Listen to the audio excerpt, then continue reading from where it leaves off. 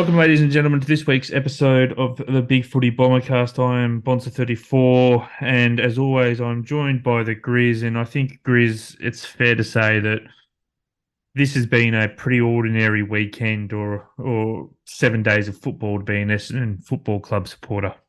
Yeah, I don't know what it is about the second last week of the year. It was Port Adelaide last year.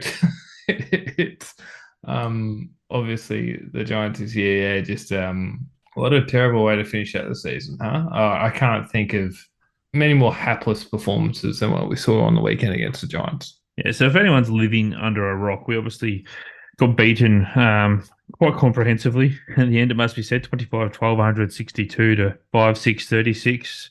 Mm. And to be honest, Grizz, it's hard to find many positives out of the weekend because anyone that was sort of half decent, I think, had flaws in their game. So let's start with the two main men in the engine room there. And Zach Merritt ended up having 27 touches, 5 tackles, and you look at that on face value and go, yeah, not bad. But he had Yeah. he had 10 touches to halftime, and the game was still there to be won. And 19 of his disposals were handballs, which is not what we want from Zach Merritt. And then on the other hand, you got Darcy Parish, who had 25 touches and 7 tackles in the game. On the face of it, you go, yeah, not horrible, but I think his disposal was highlighted.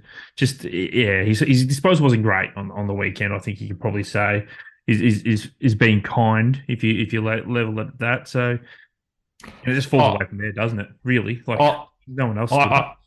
Oh, you say fall away. I don't. I wouldn't put those. I wouldn't consider it a fall away because you have to be, at some height to fall away. I think there was, if you're grading sort of on an A to F scale, I think our highest ranked player might have been a C minus.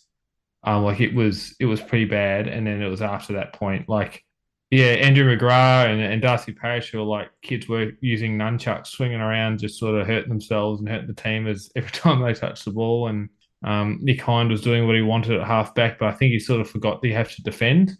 And the younger guys in our team, Ben Hobbs, Jai Cordell, Archie Perkins, Nick Martin, those sorts of guys. I think it's safe to say they've hit a wall. I'm prepared to say that, and then just sort of fall beyond that point. Mason Redmond had his, half yearly brain implosion of a game, had a couple of drop marks, a couple of really poor efforts in that first quarter, which almost directly resulted in goals. It was just, yeah. Normally we do the what we liked, what we don't like, interesting tidbits.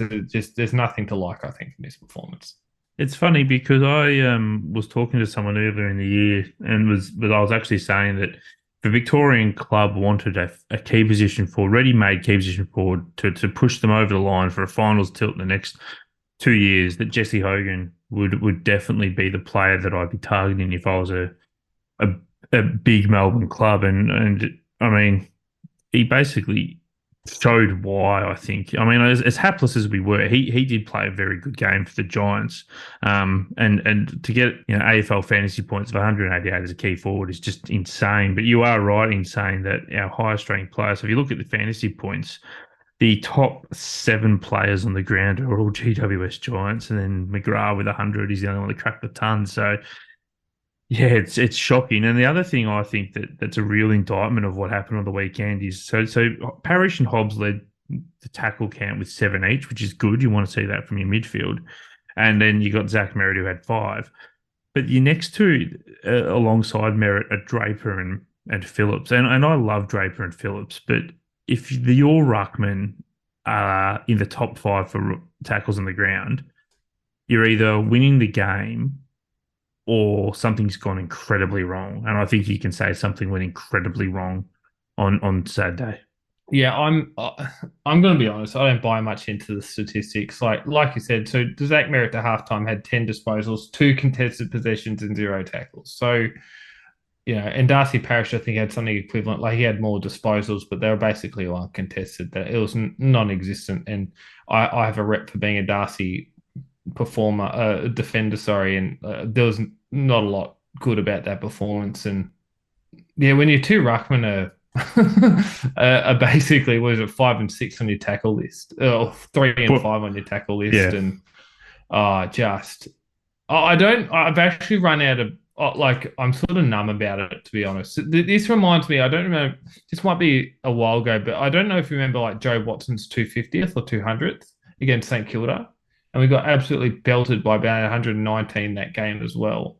And it reminded me about that game where it's just this sort of like I tipped GWS to win. I didn't tip that.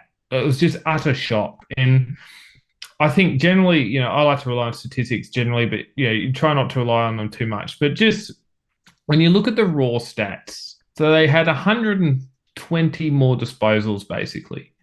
120 more disposals. So, just unbelievable. So they had, almost 30 more inside 50s.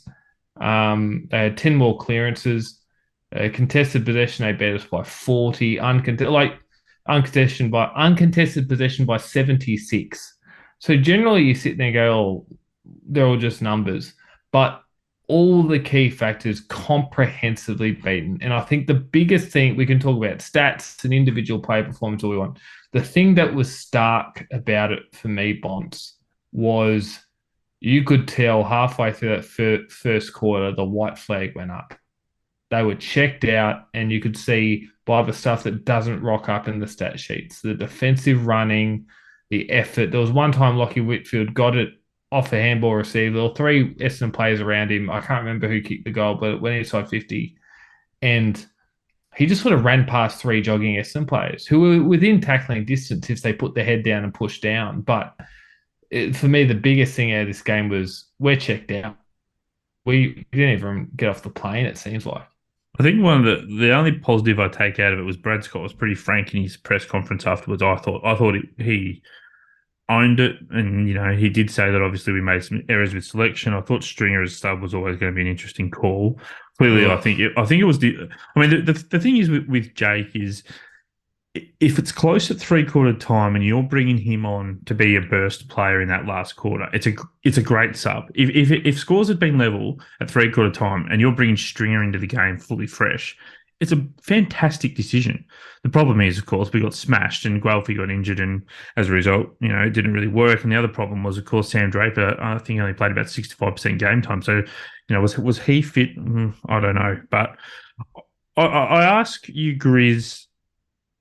Then my next question to you is where did we get to this point? How did we get to this point? So if you think about the fact, right, so after the Adelaide game, we were flying, really. We were flying. We'd smashed Carlton on King's birthday eve. We went over to Fremantle and had that aberration, or what was seemingly an aberration at the time. And Fremantle have been incredibly Dr. Jekyll and Mr. Hyde this year. So I still look at that and go, well, they were just on that night and over in Perth. We then played Port, nearly beat Port unbelievably, came out, beat the Crows, and then rolled up to Geelong, got absolutely annihilated. It's just been a horror show since the Adelaide game, even the wins against West Coast and North. So where did we go wrong? Where do you think the season has turned? And it's hard to point to just one thing, I know, but yeah, no, I wouldn't put it at the Adelaide game. Like, I would argue we've had two good games since the bye. Like, when you think about it. So let's just run through the results. That loss against Fremantle wasn't just a bad one. It was a disaster. We were non-competitive, basically, from quarter time onwards. Port were coming off a bye. The record of teams coming off a bye this year is horrendous. Port had to travel to Melbourne, wet night, levels the playing field. I'll put that as a good performance. Win against Adelaide was good. Absolutely drubbed by Geelong, drubbed by the Bulldogs. Ripping comeback against Sydney, but non-competitive for 3/4. Beat the two worst teams in 10 years. Statistically, the two worst teams since the GWS Giants' second year in the league. We beat by a combined 9 points. 10. I'm not counting either of those two games as a good game of football. And then we get to this weekend where it's 126 points. So we've had maybe 2.5 good games if you want to count the last quarter against Sydney since the bye. I don't prescribe to something's gone wrong as opposed to we've been found out. I think we Ant's talked about it a bit. I tend to agree. Our uncontested game worked when teams couldn't figure it out. And we had some good foot skills back there. Jordan Ridley, I think you've just whatever Jordan Ridley wants at his next contract extension, give it to him because it's so obvious how we fall apart behind the ball without him. But we couldn't defend the middle of the ground off turnover all year. What we were surviving with was a team that could intercept and bounce it back the other way. Once we weren't able to bounce it back the other way, we got found out. So I'm rambling a bit, but essentially, I don't think anything's gone wrong. I just think we've found our level. I think teams found us out and they said, all right, well, if we can turn this from a track meet into an arm wrestle, Essendon can't go with us. And that's essentially what's happened. And we sacked Rutten last year because of this string of really uncompetitive performances. Well, if you put together the Fremantle game, the Geelong game, the Bulldogs game, and the Giants game, that's 4 in 9 weeks. Yeah, I mean, I look because if you look at the Adelaide, I mean, going back to the Adelaide game, that it was such a good win. I thought at the time because they're obviously competing for the 8, and this weekend have been robbed of what seemingly seems a chance to make the 8, and we held them at arm's length all night. So it was a pretty solid because I think in the end we won by about 18 points, but I think they kicked a couple late to sort of flatter the margin. So you left that thinking, geez, maybe this year we will take that, and we as I've said before on this podcast, we had Gary O'Donnell on, and he said it was a failure if we don't make finals from there, and I tend to agree with him at the time that was a failure, and I still probably look and go, it's a failure that we haven't converted, and considering, as you said, we've been uncompetitive in a number of games. It's just hard because the Geelong game, I think I said it after the Geelong game, and I think I posted it on the board at the time, that it doesn't undo the Geelong game itself. Didn't undo any of that good work we've done because for whatever reason we just don't turn up against Geelong, and I have no idea why that is because they aren't the side that they were, but for whatever reason we turn up and just fall apart immediately, and that might be part of what you've said there in that they don't necessarily look for that uncontested possession. Geelong, they're very much a competitive. With I mean, he's retired now, but the hallmark of their play was Joel Selwood, Patrick Dangerfield, Blitzarves, Mitch Duncan, all those blokes through the middle, big contested bodies, and they still seem to do it. So that probably explains why they smash us all the time. But yeah, it's hard. It's hard, isn't it, to pinpoint one thing? There's no one reason why things have gone south so quick, and if there was, it'd be a quick fix. But unfortunately, I think the reality is the last 9 weeks have probably showed us we aren't there, which you and I have said repeatedly at the start of the year. We aren't there. And as a result, there's a lot more work to be done. Yeah, and I think the teams that have beaten us badly are teams that have just muscled up. And I use that term a lot at the start of the year in that the good teams just decide, okay, we're not going to give you space. We're going to turn this into an arm wrestle. And down in Geelong, particularly on such a skinny ground, it's hard to find width and space to get our game going as well, which doesn't help, which is probably another reason we struggle to play Geelong so much.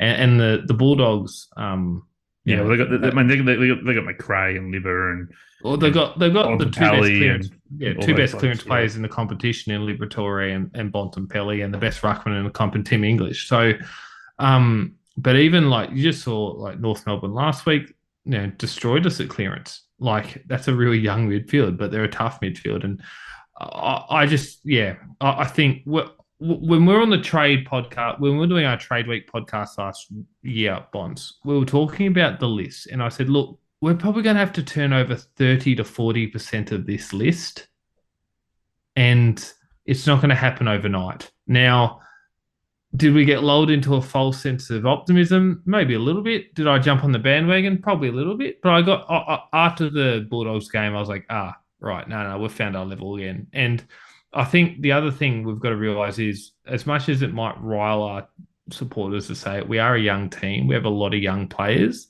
I think Nick Martin, Archie Perkins, and Ben Hobbs have hit a wall, and they were contributing pretty strongly at different points throughout the year.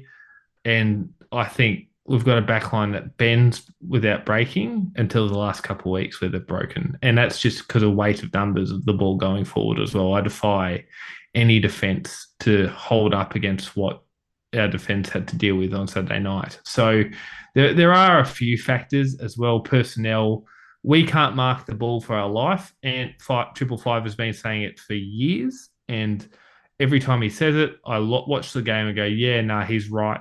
We can't find a key forward to mark the ball up the ground, forward 50 to save our life.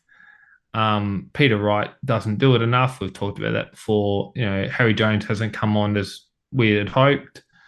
Jaden Hunter played 2 VFL games and got injured. Paddy Voss hasn't, been given a chance, but he's not really a marking there are so many pieces of this puzzle missing. And, I don't know. But the flip side of this, Bonds, and I think you might want to talk about this, is fading out late is not new. We're doing this a lot. Yeah. And I think the last, you wanted to talk about, and I think you've raised the fact that over the last 5 years, our finishes to seasons have been horrendous, like more or less. And so, we haven't been good enough. We've been mediocre to start with, but then we get even worse as the season goes on. Like, I don't know. Is this a fitness issue? Considering all our injuries, it might be. Yeah, so the last 7 games, so I'm assuming Colin would touch us up on Friday night, which is probably a fair assumption at the moment. Yep, I'd agree. If you then look at that, so the last 7 games for the last 5 seasons, there's 35 games. We've won 14 and lost 21. And you look at that, and on the face value, you're going, 40% is not that bad. But that's when the whips are cracking. So that's the end of the season when you need to be in the good form to have any chance of doing anything come finals. And the only time that we've managed to win 4 games out of the last 7 was in 2021 when we beat North. We lost to GWS and Sydney in close ones, and then we had that streak where we beat the Dogs, Gold Coast, and Collingwood, and then of course lost to the Bulldogs at York Park in Tasmania in that final when we were all sort of hopeful, and it just didn't work out. So it's not a great record, Grizz, and it goes back over more than, it's not just a Brad Scott thing. It's a couple of coaches now. And so you start looking at that and going, well, it's not the coaches, it's not the high performance stuff, because different people can't be failing the same job this much is my point. So at some point you look at what hasn't changed, and that is the playing group. I think mentally our players get to this end of the year, and you said it, they did it on Saturday twilight, or whatever you want to call it. And I think we do it all the time. It gets too hard and we raise the white flag. We go, we got to this point, but now we have to go a step further. Nah, it's too hard. We'll give up and walk away. Yep. And I don't know what it is about playing up at Spotless. We tend to get touched up there. We got touched up last year as well. But again, another thing, our record away from Etihad this year has not been good. But you don't get that fast deck to allow us to play that sort of counter-attacking football style. We struggle. And yeah, I don't know. It is a player thing. I think it's a fitness thing. I keep going on about it. We don't have any tools, and we don't have tools because they're always injured. And, a critical mass at some point goes, do we need to look at the fitness stuff as well? My hope and I've had really strong criticisms of Brad Scott in the past about selection. He said he's learnt from his time at North Melbourne that he's not going to just not give young guys a chance and stay too loyal. It seems like he's done that this year. I think there's been multiple times he could have picked younger guys, Kane Baldwin, Tex Wanganeen, towards the back end of the year particularly, and he hasn't. But maybe he's just looked at it and gone, you know what, I need to find out what I've got in terms of the list, and he's seeing enough in the VFL of the younger guys to know whether or not he thinks they can make it. And he's looking at these senior guys going, yeah, I know who I need to get rid of and who I don't. We'll know more about Brad Scott and Craig Vozzo and Daniel McPherson this offseason. I would expect there's going to be some significant turnover in player and sort of footy department personnel. He came probably too late to do it last year, but the whips are cracking, and there's some guys out of contract that or even in contract if you want to get really brutal, who may not be here next year. I mean, I'll be honest. I'm not one that buys into the whole he got here too late. I know that theory's been put out a bit on the board, and I appreciate why people say it, and there's no reason why I don't really buy into it. That categorically makes it false, because it is a very good theory and it makes perfect sense. I just being somebody that's coming late several times to football clubs, and I know it's a completely different level, obviously, but you still put your stamp on things.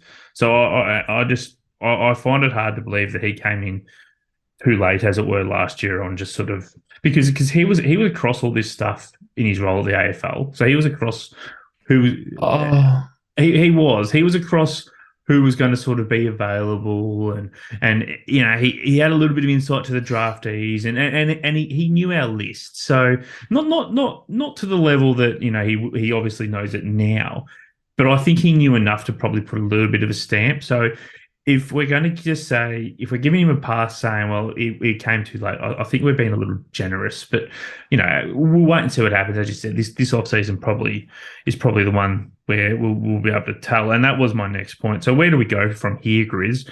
What is the story coming out of 2023? Are we happy with 11 wins? Because we would have taken that at the start of the year. The thing is, we would have happily taken 11 wins. The problem is, of course, we fell apart, and 4 of those wins have come against North Melbourne and West Coast. So, yep, it's on the face value, I'd say 11 wins is okay. But if you just scratch the surface a little bit, it's probably not been good enough in the end. Okay, so all right, so a couple of things. Firstly, just to tie the knot on the Brad Scott thing, I think his attention was pretty divided at the AFL. One thing I will say is it's okay to oust players. You need to be in the market, and at that point, we were a basket case. So he could kick out as many players as he wanted, and we didn't have actually that many out of contract last year. But who are you attracting to the club at that point? But it's a different argument. We had that last year.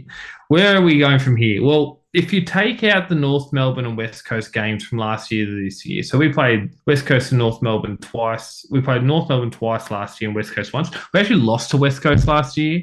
So I feel like, whatever. But take those 3 games out, those 2 losses against North Melbourne, we won 5 games from the year. Take away the 4 wins from West Coast and North Melbourne this year, we're at 7.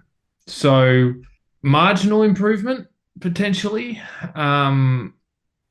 Also, you could argue if we played West Coast twice last year, we would have got an extra win. So there's probably been a marginal improvement. The percentage, is an improvement as well, I think, from last year marginally, but only by, I think we're 3 points better for and 6 points better against than last year. So we've improved maybe what's that, 0.5%.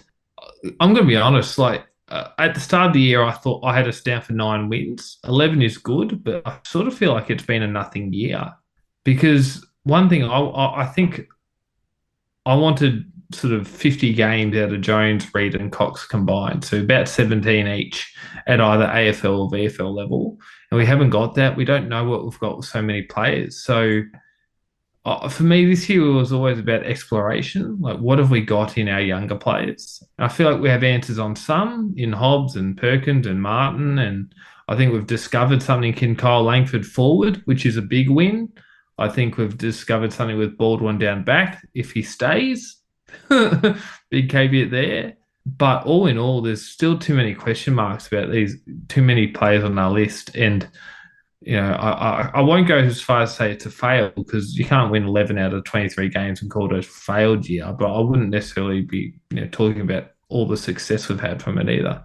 So it's 9%. We're currently higher than last year. We finished with a percentage of 83% last year. So to be at 92, it is an improvement. But as you said, not streets above. And 6 weeks ago, we were probably celebrating the fact, because I think we were probably 20% above 6 weeks ago. But so I've just found the stat. It's 3 points better per game night, 6 points better per game defensively. So it's about 9 points per game. So when you put that over 22 games, it's about 100. So yeah, okay, that makes more sense. 9%. Sorry, continue. Yeah. So, and you again just sort of touched on what I was going to talk about next too there by talking about Baldwin and whether or not he stays and goes. So when we talk about what's next now, I'm just going to put it out there.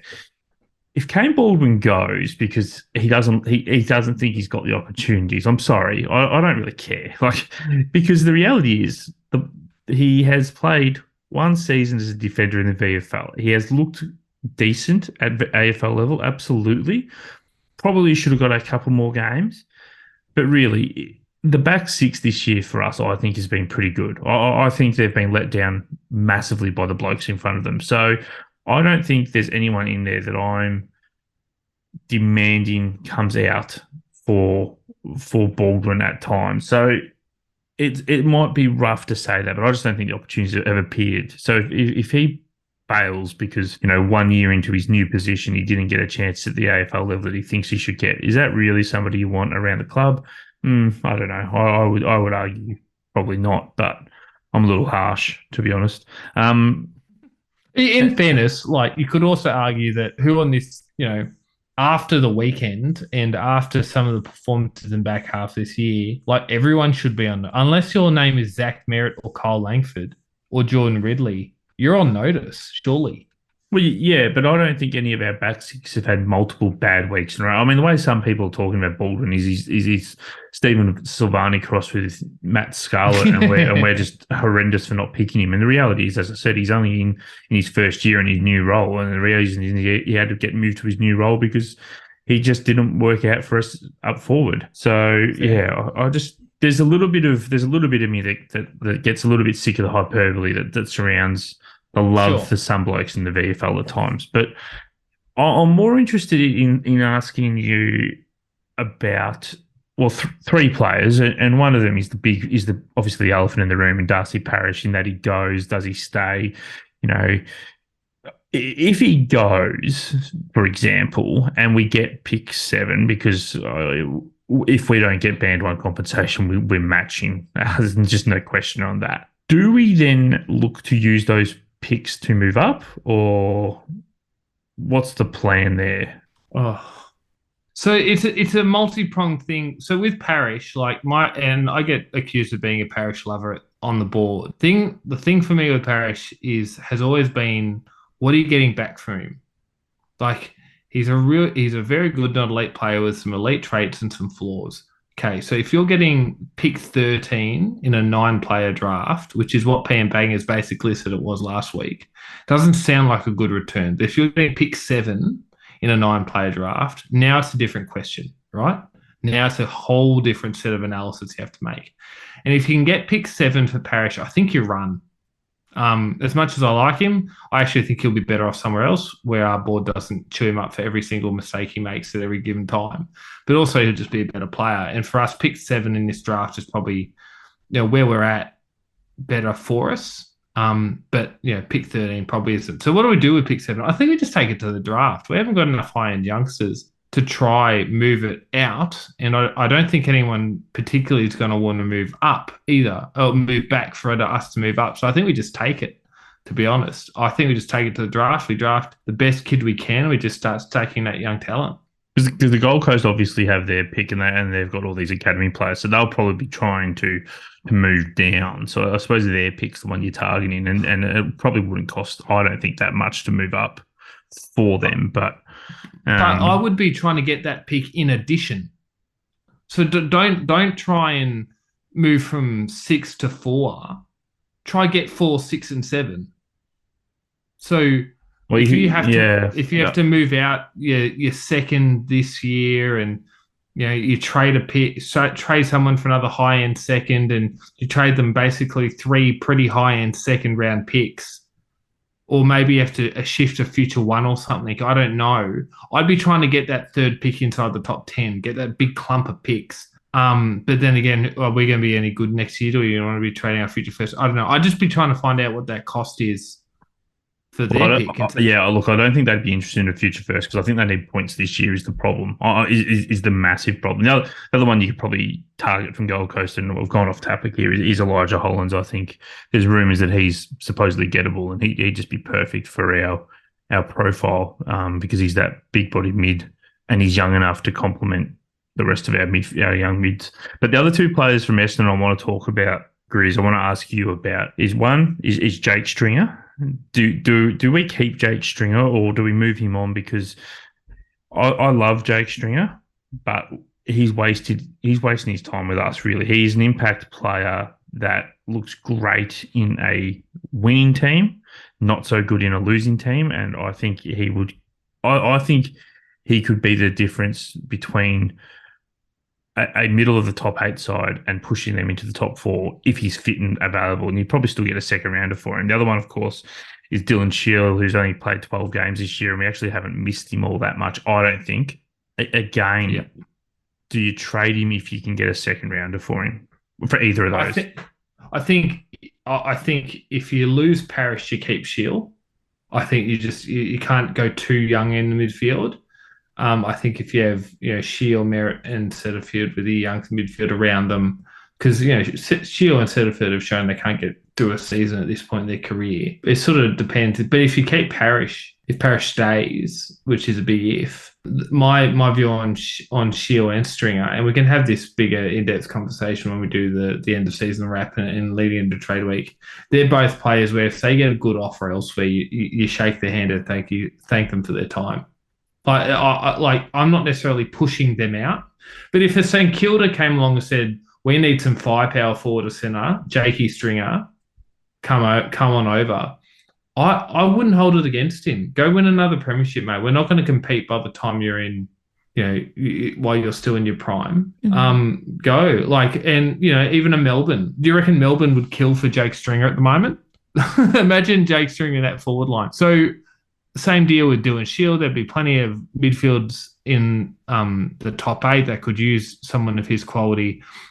I'm not kicking them out, as some others might be, but if they get an offer for a better opportunity, I would take a second rounder for either of them and shake their hand and thank them for their time, to be honest. And with all the love in the world and no resentment. Look, I'm never kicking anybody out because the reality is that when you kick somebody out, like the Bulldogs did to Jake Stringer in his prime, you go from a player that should have got them a top 10 pick plus more to getting 2 mid-second rounders, and you've wasted talent because that's what happens. That's what happens there. So the last one I want to question on, and as you said, we touched on it better, but Dyson Heppel, yes or no, does he go around again? Oh, and you can shoot Bambi. Oh, I don't want to shoot Bambi, but I'm at a position. So it's if you stay, you are not guaranteed game time next year. So I don't know if we can do that as a club. I don't know if we have the stones to do that as a club. But if it was you can stay, and if we have some injuries and we need some experienced cover, you come in. Otherwise, we're not picking over a younger guy that we want a blood, I'd be okay. But what I don't want is him coming back and taking games off Cox and Massimo D'Ambrosio and all these other young guys that might be looking to take his position. So for me, it's if you held my feet to the fire, I'd probably say no, but I'd be open to it if he accepted that he might spend significant portions of next year in the VFL. My answer is no. I just don't think he goes around again. And you and I have been big defenders of Dyson's. Oh, absolutely. And I don't think his form's been as bad as what people would say it has been, but he's not going to be there for the next flag. We're not winning the flag next year. He's not going to go beyond next year. As a result, if he wants to stay on as a leader, he wants to stay on as a bit of a leadership for the VFL, he can play VFL. Yeah, sure, we'll sign him up for VFL. There's no... Yep. The thing is, we did it to Brendan Goddard. We told Goddard that he didn't have a full-time spot in the AFL, and he retired as a result. And Goddard was in much better form than what Heppel is in now. So I just can't see why you would want to hold on. Well, so, it would be a list spot thing. So we may not. If too many players leave, like Zer Thatcher's out of contract being chased by Port Adelaide, and a couple other teams, if Zerk leaves and Parrish leaves and a bunch of other guys leave, we might just need a warm body for some list spots. Because for 1 year, because we don't want to be spending pick 78 on a kid that's probably not going to pan out. And we'd just rather carry that list spot over to next year, for example. That could be. I mean, I get your point. I'd still probably take the punt on the kid at pick 78. Yeah, but then you're tying up a list spot for 2 years, whereas Dyson Heppel, it's 1 year, and then next year you can load up. But not if you. Well, I suppose you don't have to use pick 78 if you do what we did with Martin. Because that's the other alternative. So, what would you rather? Would you rather the 1 year guy like Rhett Montgomery or Nick Martin and hope they pan out? But that's an off-season question. If you're to hold my feet to the fire, it's a no. If circumstances break a certain way, maybe, but feet to the fire, no. Well, that'll do us. Yeah, sorry, we got a minute. I was going to say we got a minute, but that'll do us for tonight, Grizz. It's been a pleasure talking as always, even though it's been a rubbish week as an Essendon fan. Well, it's a pleasure to talk to you. Probably not in the circumstances we were hoping, but it's great to have you back on the blog. So once again, ladies and gentlemen, thank you for listening, and always to remember to like, subscribe, and tell everybody you know to listen to the podcast.